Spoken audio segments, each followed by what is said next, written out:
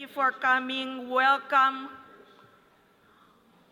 to the discussion, Progressive Approaches for a New World Order.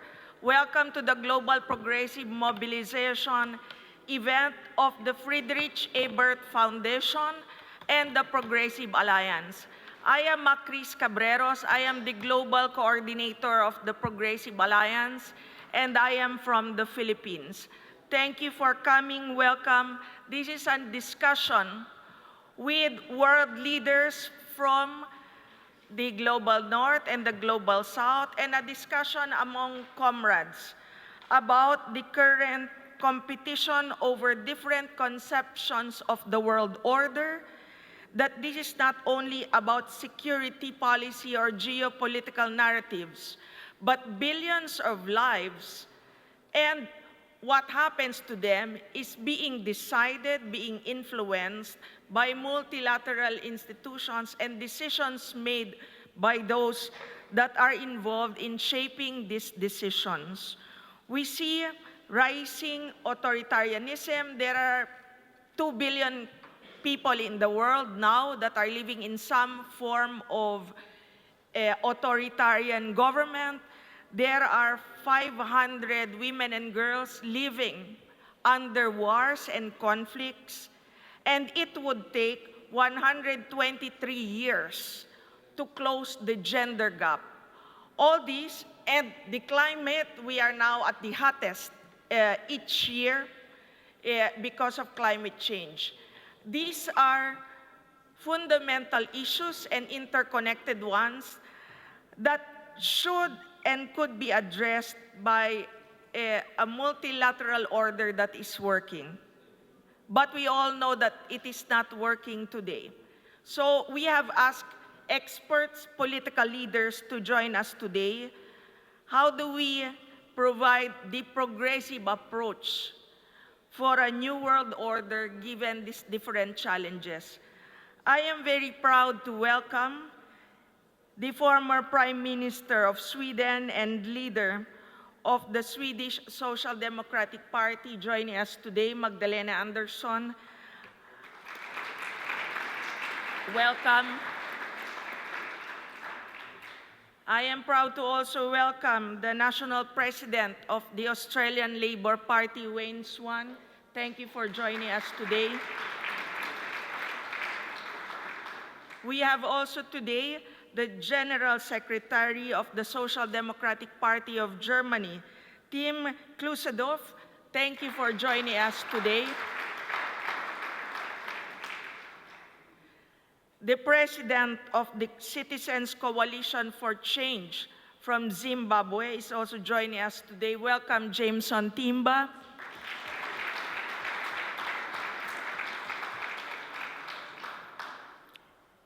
And last but not the least, we welcome the President of the Socialist Party of Chile, Paulina Vodanovic. Thank you for joining us today.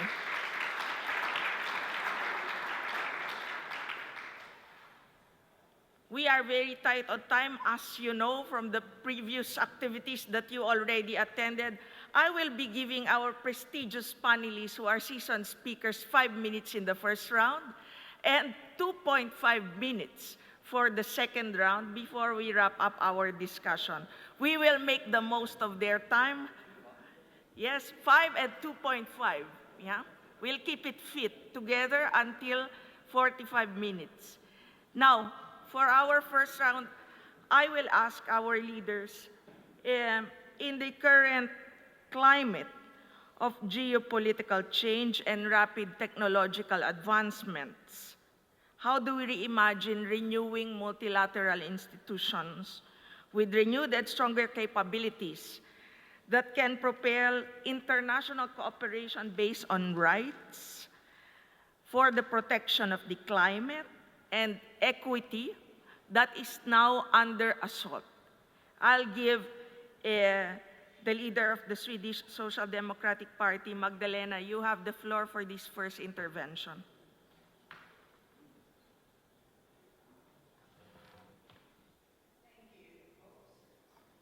Thank you. Why do we need a world order?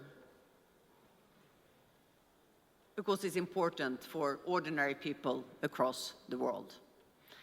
We all want to live in countries that are run by laws, so we can interact together with each other in an orderly way. And just the same way that we need laws within our countries, we need to have rules on how we behave between countries.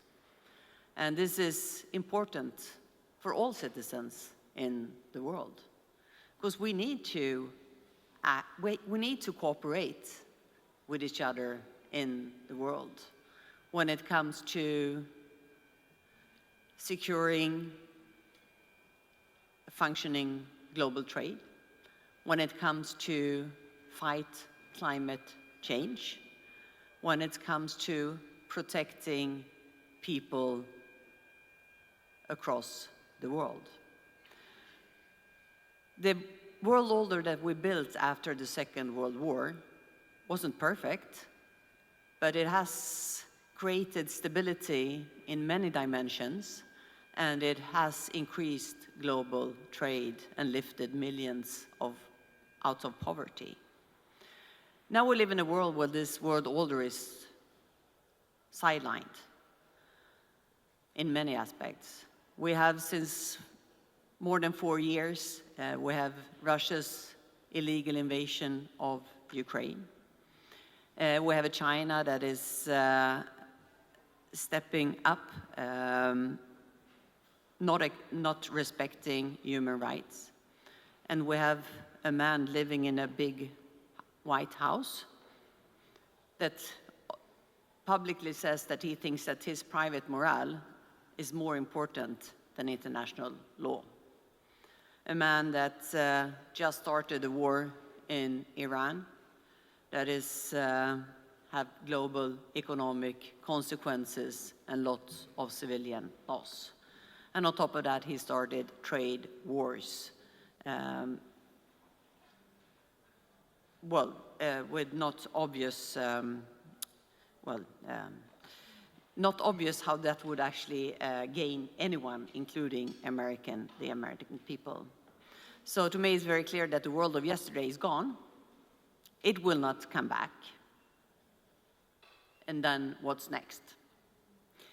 Well, obviously, we should bring the best things of the world order that we've had into a new world order, and we need to have a progressive answer to what that new world order will look like.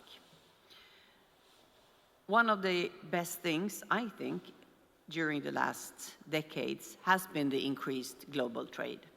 As I said, this has brought millions and millions of people across the world out of poverty into the middle class, living much better lives than before. But we all know, you don't have to be a Harvard economic professor to understand that the world as such gains from global trade, but that doesn't mean that the gains are distributed in a fair and equal way. There you need politics, and you need progressive politics to make sure that these gains are actually come to improve lives of ordinary people. And I think one of the reasons we see so many right-wing populist parties gaining votes in the Western world is because politics hasn't been successful in this respect. More so in the United States than in most other countries. And of course, if you don't see that you gain from this trade, but you feel that you lose your job, well, then you will turn against, well, you should turn against the politics that has been redistributing the gains, but they turn against the trade, international trade instead. So here we have to have a much better answer than we have had so far. Just one other issue, of course, the United Nations. We all know this is a fantastic institution that has room for improvement, to say the least. So we really need a better United Nations. If we will have a United Nations in the future, we have to have a better United Nations, no question about it. And just one very concrete proposal is to lift the veto of the Security Council, so we actually have a UN that can do something that is well functioning, at least better functioning. When it comes to other institutions like the IMF and the World Bank, they were created in a different world where the economic powers look different than they do today. For them to have legitimacy in the global south, we have to reform them. We have to change how the power within those institutions are. And then coming from a European Union country, we have to transform the European Union compared to how it was created. The European Union was created to solve internal problems, to make sure that we don't fight each other, have war within the European Union, within Europe. So the European Union has been very focused on solving internal problems within Europe. But in the world we're living in right now, with the right-wing authoritarian forces gaining power, Europe has to be the world's strongest voice for global trade, for a rules-based world order, and for democracy. So we have to reinvent the European Union to not only look inwards, but to actually be a force, a global force, when it comes to democracy, rules-based world order, and open, free, and fair trade. And this meeting and this conference is so timely, because right now, citizens across the world is actually seeing the consequences of right-wing authoritarian nationalism. What chaos can come from this? And now it's time for us to have an answer of what comes next. Thank you. Thank you, Magdalena. Thank you, Magdalena. Thank you for highlighting that multilateral institutions should serve the common good based on values, based on solving problems at present. So obsolete structures need to be reformed, and thank you for putting your proposals to this discussion. I will proceed to Wayne Swan from Australia to also add to this perspective. Wayne?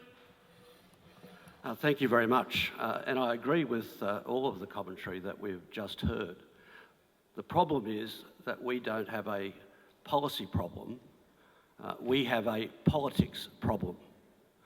And we have been spectacularly unsuccessful globally in getting social democratic governments elected. And how is that?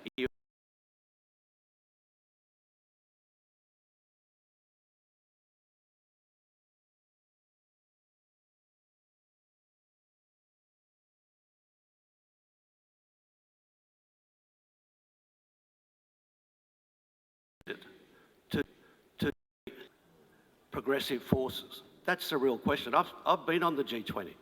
I know what a difference it makes, and it made a huge difference during the global financial crisis. But none of those structures or the policies that have been spoken about so far are really directly relevant to our problem.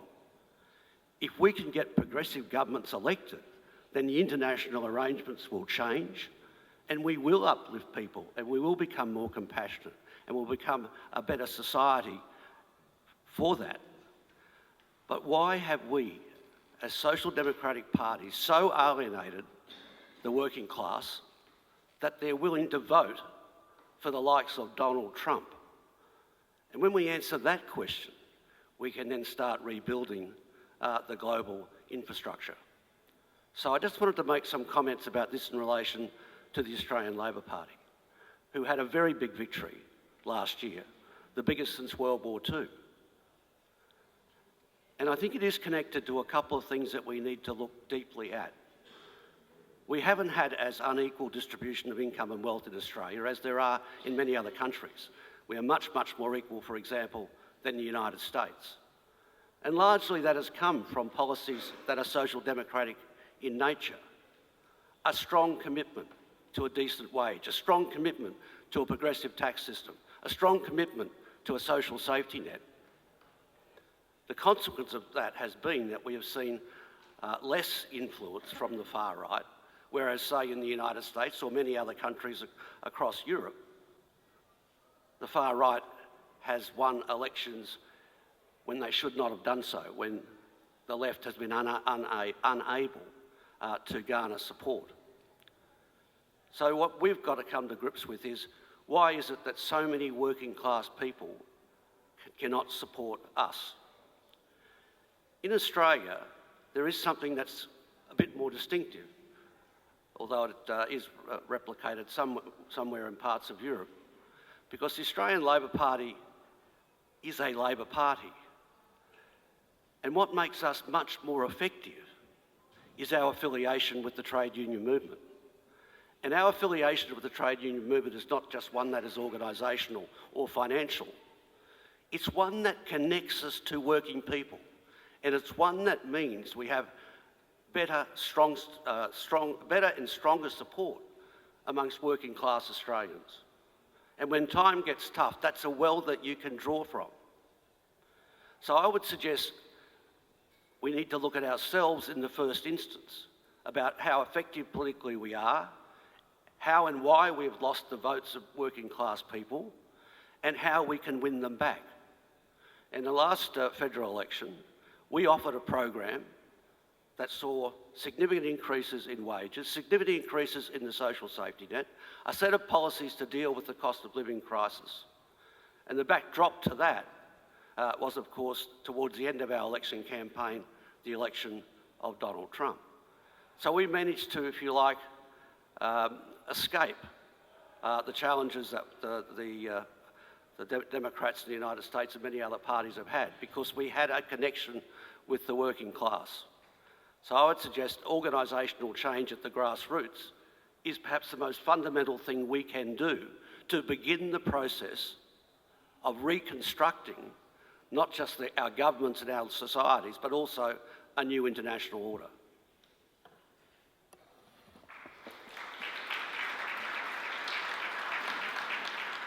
Thank you very much, Wayne. Reforming the international order, you highlight, needs strong social democratic governments as agents or midwives of it, and a strong critical mass that it has to be reformed. And the basis of that is labor and the working families across the world. I will proceed to the Secretary General of the SPD. Tim, your perspective on this reconstruction, reformation of the world order as it needs to function today. Thank you. Yeah, thank you. And I want to underline what Magdalena and Wen said. And we should start from a simple truth that in an independent, interdependent world, there are no national solutions to global disorder. Climate change does not stop at borders. Financial shocks do not stop at borders. Pandemic do not stop at borders. And digital monopolies do not stop at borders. That means multilateralism is not an idealistic, nice to have. It is a practical necessity. So I think, but to remain legit, it must become more capable. And institutions that cannot act will not be trusted, and institutions that do not represent reality will not be defended. So yes, we must protect the United Nations, but we must also reform the United Nations, and we need institutions with stronger democratic legitimacy, stronger financial capacity, and stronger ability to deliver peace and climate development and justice. And the rule of law must matter more than the law of the strongest. I think that's the main point. That is the line we must defend, and we should be very clear about a new field of global governance, technology. And today, data and artificial intelligence, AI, are becoming instruments of power. So if they are left on unregulated platform capitalism or authoritarian state control, democracy will be weakened from within. So progressive must insist digital infrastructure, data governance, and AI rules are now core questions of democracy and global order, and technology must serve the public good, not private manipulation. Innovation needs rules, and freedom needs democratic control.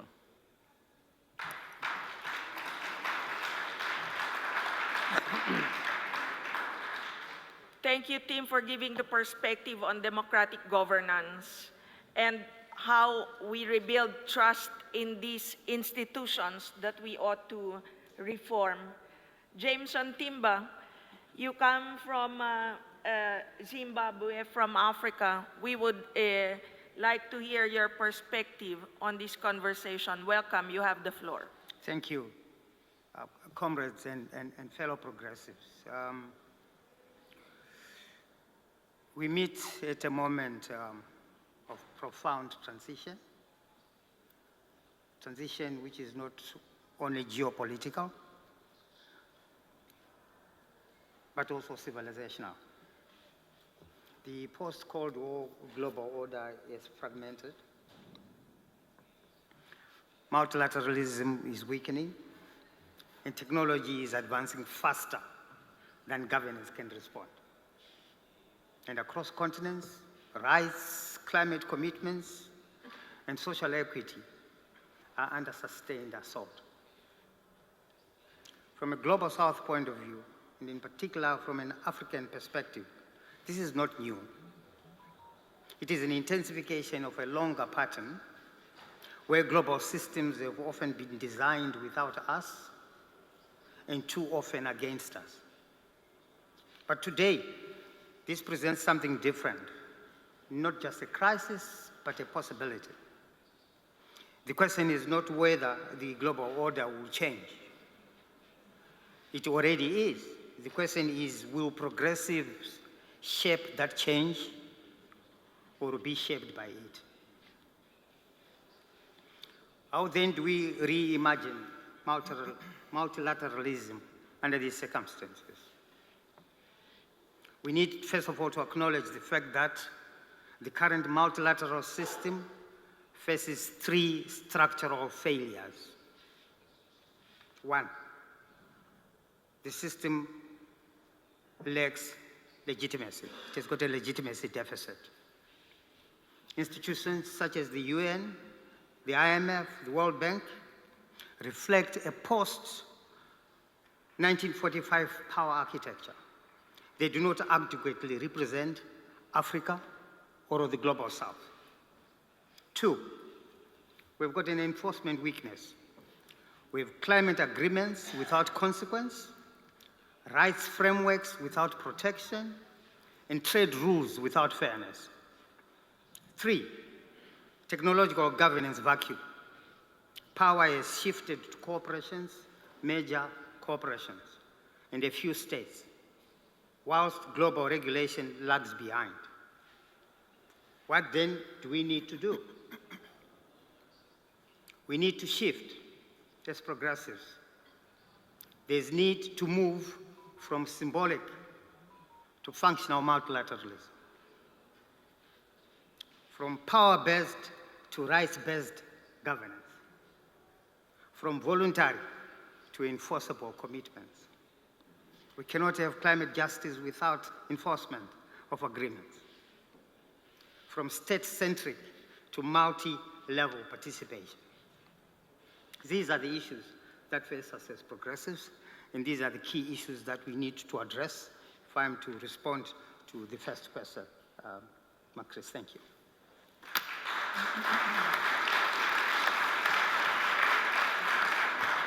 Thank you, Jameson. Thank you for highlighting the uneven power relations and the need for enforceable and respect for the rules of the game, putting in perspectives, timeliness of the Global South participation in the conversation and directing reforms to represent what the world is now as it is, unlike 50 years ago. Paulina Vodanovic from Chile, welcome. Please share us your perspective. The channel for the translation is channel 4 for the translation. Welcome, Paulina. Latin America, we just came from your last panel saying that the UN must be governed by a woman this time, coming from Latin America. We know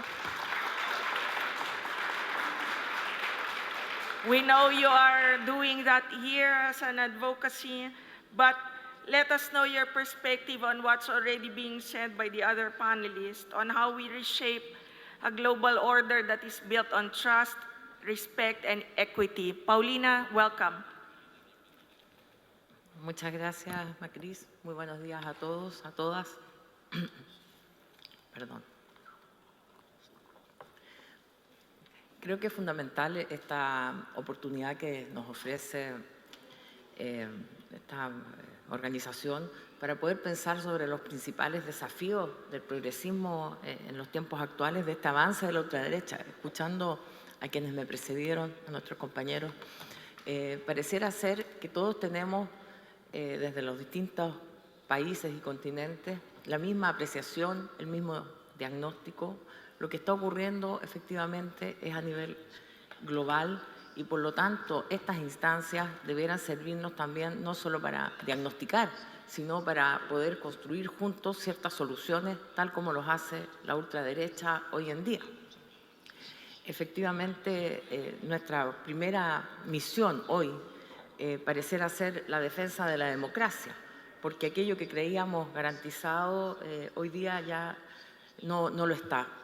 El socialismo es inconcebible sin democracia y nada justifica en aras de los cambios sociales que puedan atropellarse las instituciones o los derechos inherentes a la democracia. Pero esta democracia hoy día está bajo ataque de la ultraderecha, que tiene una coordinación eficiente a nivel global para combatir la institucionalidad democrática, los derechos humanos. Hay una agenda que todos conocemos, que todos vemos. Yo no sé si en las librerías ustedes han visto la cantidad de libros que se venden haciendo defensa en los titulares, digamos, de cosas que a nosotros no, por lo menos a mí me da espanto. Y creo que eso que ellos descaradamente hacen, nosotros lo vemos y no logramos avanzar con la misma velocidad y con ese mismo descaro. Por lo tanto, en este contexto global de crisis económica, de guerra, con migraciones irregulares, de inseguridad ciudadana en Latinoamérica, esto es el principal problema, y el miedo finalmente es lo que se va imponiendo. Nos dicen que estamos inseguros, que estamos bajo peligro, que estamos bajo ataque, y ese mensaje del miedo también hace que las personas vayan resignando su posibilidad de defender sus derechos y finalmente entregando libertades, entregando derechos a cambio de esta seguridad. Lo que vemos, por ejemplo, con Bukele, en mi país, en Chile, Bukele es el líder político más apreciado dentro de Latinoamérica. Entonces, de verdad, nosotros decimos, bueno, ¿qué nos pasa? Entonces, yo escucho a los compañeros y veo que a todos nos está pasando lo mismo. Y por eso creo que esta instancia es importante no solo para que hagamos el diagnóstico, sino para que desde aquí salgamos con propuestas, con acciones concretas y hagamos realidad el lema de este Congreso, ¿no? Que es avanzar todos juntos ahora. Hoy día el progresismo requiere esa unidad más que nunca y esa acción urgente. No podemos seguir viendo los libros en la librería, viendo TikTok, viendo cómo a nuestros hijos, a nuestros jóvenes les están diciendo que la libertad existe gracias a ellos y que nosotros abdiquemos de toda la defensa, de todo el trabajo, de toda esta lucha que lleva siglos por los derechos de las personas, de los trabajadores, de las mujeres, y finalmente vemos un retroceso enorme en la gente, en las personas, en lo cultural. Entonces, mi sensación hoy día es que no hay tiempo, que no tenemos más tiempo y que si no actuamos urgentemente, esto no va a parar porque tienen el poder de los medios, tienen demasiada fuerza hoy día y nosotros no podemos resignarnos. Y ahí, con esto termino esta parte. Creo que, Macris, un segundo, me parece que lo dijo Macris al principio, el multilateralismo, como decía el compañero, bueno, nosotros desde Chile y desde Brasil ay, se me olvidó. México, hemos impulsado la campaña de nuestra expresidenta Michelle Bachelet para secretaria general de la ONU, porque ella fue 2 veces presidenta de nuestro país, es una mujer de este mundo, es socialdemócrata, tal como lo fue o hizo nuestro primer presidente Salvador Allende, impulsó políticas importantes en materia de pensiones, de mujeres, de cambios sociales muy profundos en nuestro país, en Chile, que también hoy día están amenazadas por un nuevo liderazgo, pero el liderazgo de Michelle Bachelet es un liderazgo mundial, fue alta comisionada de ONU, fue antes quien impulsó e instaló ONU Mujeres, por lo tanto su trabajo, su vida, dan testimonio de una entrega a la causa de las mujeres, de la democracia, de los derechos sociales y del multilateralismo, también entendiendo las reformas y modificaciones que tiene que sufrir ONU para responder a las necesidades hoy más urgentemente que nunca. Así que muchas gracias por estar acá y por seguir trabajando todos juntos, porque todos en las representaciones que estamos hoy día aquí podemos hacer mucho más hoy, ahora y de forma urgente en cada uno de nuestros países. Muchas gracias. Thank you, Paulina Vodanovic. Then you have actually taken off on the next question, which is, our panelists have already provided analysis, the picture, the contours, and the requirements in reforming the new global order as we see that is fitting to solve the challenges today in the world. For the next round of 2 minutes each from our world leaders, now that we know the picture, we know the consequences, we know what we are up against, you have already described what would it require for a reformed global world order. What is it for us as a political movement in this global progressive mobilization? How can we as progressives effectively connect, effectively translate this discussion into a momentum in changing this discussion into something concrete, as Jameson had said, into something practical, as said by Tim, into something that builds trust, as said by Wayne, into something that reflects the different continents, as said by Paulina, and something that we can offer better, as said by Magdalena. You have the next 2 minutes each. You have to invite us all on the political project that would unite us in this approach. Magdalena, Wayne, Tim, Jameson, and Paulina.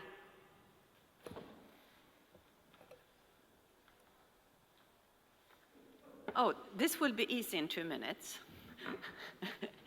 Well, I mean, if anything of this is going to happen, we have to win elections, just like Wayne said. And to win elections, we need, I also really liked you said about the trade unions. We need to have the votes of the blue-collar workers. We actually have the Swedish blue-collar worker trade union leader there, Johan Lindholm. And he is also in our party's executive board, and he's also one of 4 persons leading our elections campaign until elections coming up in September. And I will never become prime minister in September if his members doesn't vote for us. Exactly. So, well, go do. And for his members to vote for us, we have to do our homework. We've done quite a job during the 4 years in opposition, and we have gone back to our roots, which is to improve the everyday lives of ordinary people, of his members, and on an agenda with easy to understand, very progressive policies when it comes to welfare and social security, when it comes to a very forward-looking growth agenda and a no-nonsense approach to both migration and security. I think this is a necessary and good policies for society, but also to win elections. This is, of course, number one.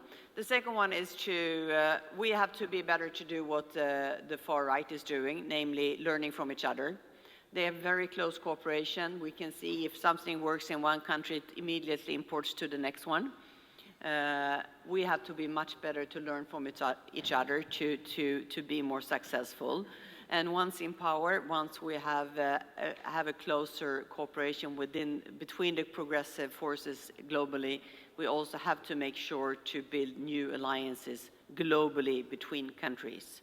I mean, the majority of the people in the world will gain from a rules-based world order, protecting democracy, protecting free trade, protecting a rules-based way of acting between countries. It's only a few countries right now with obviously China, obviously Russia, right now obviously also the United States, that would prefer to have a global order where the stronger countries can rule and decide for other countries their future. But they are not the majority in the world. It's the rest of us. We have to win elections, also in the US. We have to win elections, and we have to find new alliances to build the new world order. And in order to have credibility for it, we have to have a world order that improves the lives of every ordinary people. Thank you.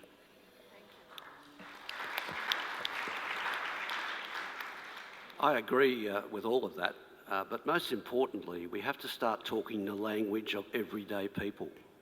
The jargon that we use is interfering with direct communication with the very people that we need to vote for us.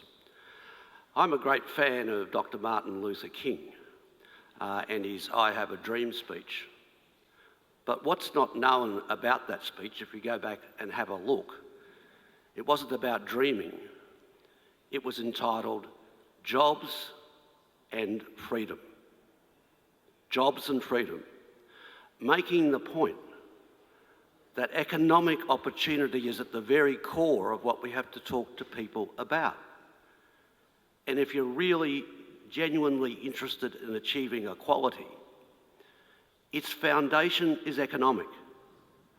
And you can't have racial equality or gender equality unless you first and foremost have a degree of economic equality.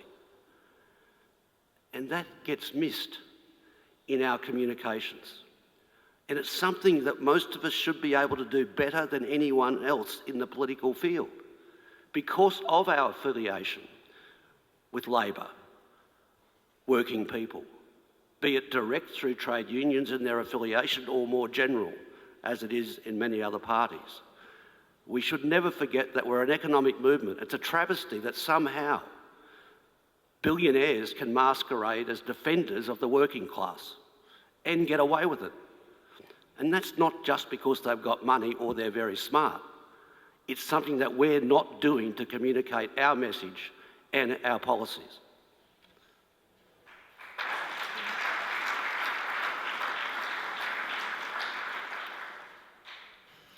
Yeah, I think we learned to see politics as a management task in a top-down logic and delivering output in the shape of reforms and policies, but ignoring a bit the values and maybe the bottom-up input dimension. So we internalize the transactional logic of politics when we looked at society as a mosaic of individual material interests, thinking that 20 euros childcare here and housing care there, 30 euros here, would win us electoral approval by simply aggregating individual approval. So as a consequence, we allowed for a cultural gap to grow between us and many people we would like to have as our electoral.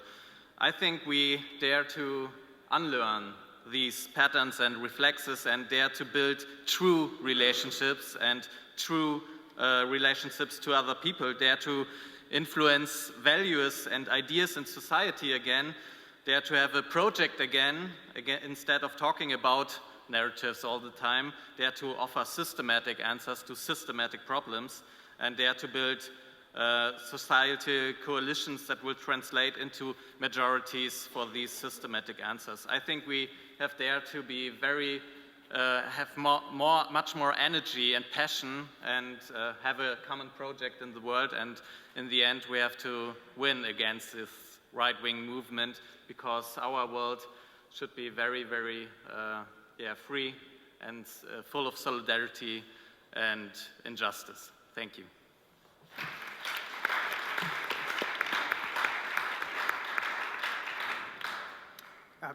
Thank you very much. I would like to say that reform is not theoretical, it is achievable.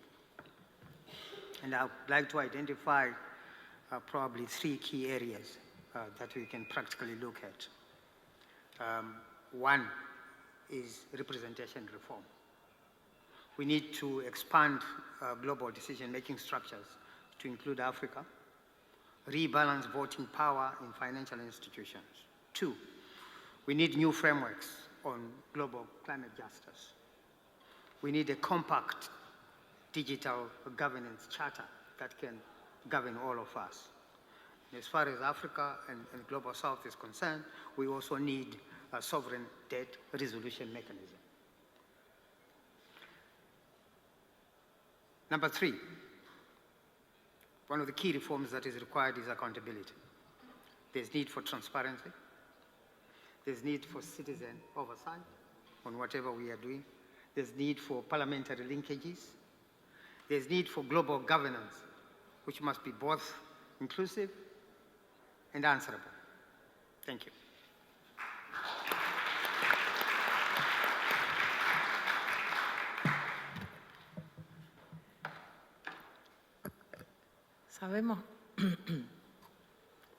Sabemos lo que parece, lo que tenemos que hacer, pero hay que hacerlo, porque finalmente lo que está instalando la ultraderecha a nivel mundial son mentiras, y nosotros no hablamos con suficiente claridad. Coincido con los que me han precedido en que nuestro lenguaje muchas veces no es suficientemente claro, que tenemos muy claro que tenemos que estar con los sindicatos, con las organizaciones de la sociedad civil, que debemos trabajar con ellos, que los representamos, pero hay algo que no hace match, hay algo que finalmente no logramos avanzar, y efectivamente, como dice Magdalena, tenemos que ganar las elecciones. Para eso sabemos lo que hay que hacer, pero hay que hacerlo. Entonces es bastante obvio lo que digo, pero finalmente estamos como en una trampa y no logramos decirle a la ultraderecha: paren de mentir. No son ustedes los que le dieron los derechos a las mujeres, no son ustedes los que han estado preocupados por la igualdad.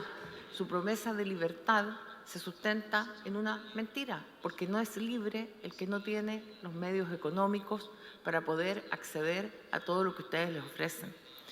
Si no somos nosotros capaces de hablar claramente y de reconectar con la ciudadanía, es muy difícil que nos voten y que ganemos las elecciones.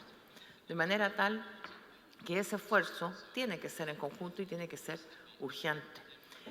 Reposicionar y revalorar lo que nosotros ha sido nuestra historia, la defensa de la igualdad. Coincido ahí con Wayne, que lo señalaba. Esa es la base de nuestro esfuerzo, y por lo tanto yo creo que tenemos mucha claridad del diagnóstico, pero de verdad que nos falta un poco de remecernos y de salir a hacer nuestro trabajo. Gracias.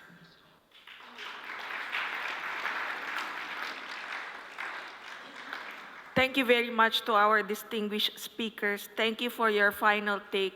Thank you for sharing the perspective on how we cooperate, not only by winning power, but also improving the lives of peoples across the world, which is the mission of multilateral institutions that has consequences in real lives of people that are affected by global interconnected issues. We wish all the best to the important work of the party leaders today that are here joining us. Special also to our sister party in Sweden who will embark in a crucial exercise in September. We hope that social democratic governments can really win more to shape what we have been discussing today. And your leadership matters, and our participation will be behind you. So for Paulina, Jameson, team, Magdalena, Wayne, thank you very much for your time. And thank you everyone for joining us today. I hope you enjoy the rest of the day. From the Progressive Alliance and FES, we thank you. And please tune in to the next event. Thank you very much. Sila.